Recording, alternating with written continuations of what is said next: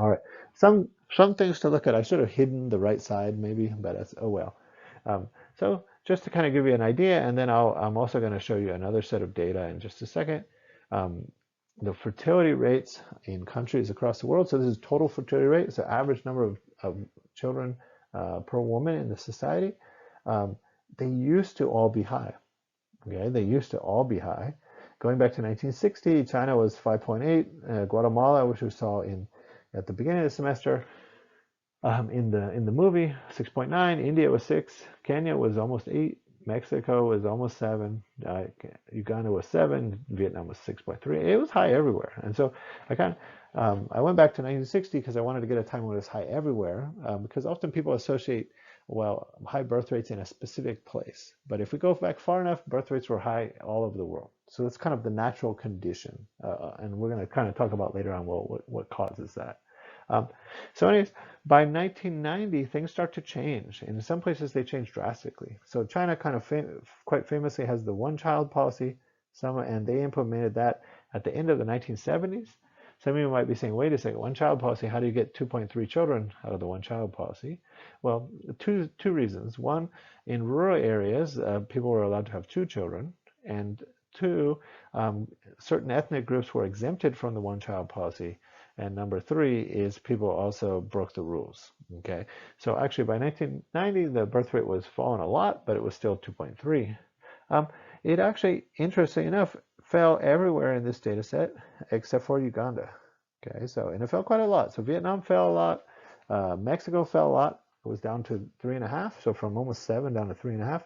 Kenya fell a little bit, and India fell a lot, and Guatemala, everywhere. Guatemala fell a little bit. Okay. But the changes that were coming after this were much bigger. By the time we get to 2017, almost all the countries are in the 2s. Vietnam's at 2, right? China's below 2. India, you might be surprised at this. India is also right at 2. And Mexico, 2.16. Okay, so all the countries have fallen, and some of them have fallen a lot. Again, only country that's still high is Uganda. Yeah, well, you could say Kenya is a little high, but it's way lower than it was before. But even Uganda has fallen, and then fallen quite considerably. Okay, and we're going to kind of see this as a pattern. A few countries in South Asia, although for many of them it's more inertia than birth rates. Than fertility rates. Most of the high fertility rates going on in the world are in Africa. Most of them. And we're going to talk about some reasons that can kind of explain it, and some of those will fit in with what we talked about last chapter when we were talking about health. Okay, so just as a reminder, replacement total fertility is about 2.1 children per woman. So that would be just enough to replace 2 adults, right? Because on average, and you probably need a little higher fertility rate in a place where there's high child mortality or some other kind of higher probability of death at a young age. And so even though fertility rates are falling sharply, the populations are going to be expected to continue to grow because of this structural momentum. So Mexico is going to keep growing for a while. India is going to keep growing for a while. China is going to grow for a little while, and then it's going to start shrinking. It's kind of at the edge of starting to shrink right now. So these countries will mostly continue to grow, but they're going to grow slowly, and that growth is going to start slowing down. So the one on the left is Mexico in 1980, and it looks like a very, very typical fast-growing developing country population pyramid. Okay, it really looks like a pyramid.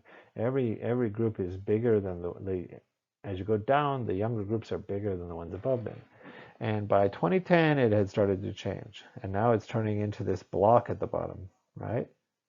And it's turning into this block at the bottom. And if I was to draw it now, it would just be like this. The bottom, this is going to be a block. In fact, the block might even be starting to go like this, the bottom. It might even be starting to where the bottom generation is getting smaller. Okay? So, but there's still some, like I said earlier, there's still some momentum. This bottom group is going to have to get to the bottom of this bottom group is going to have to get to like here before population growth completely stops. So we would expect if the current trends with birth rates stay the same, in 20, 30 years, then the population of Mexico will stop growing, right? And might even start to shrink if the birth rate has fallen even further by then. But there's a waiting process. So the first part that happens is the birth rates fall, and then eventually the population will stop growing. And we're going to look at this in a different setting in just a second.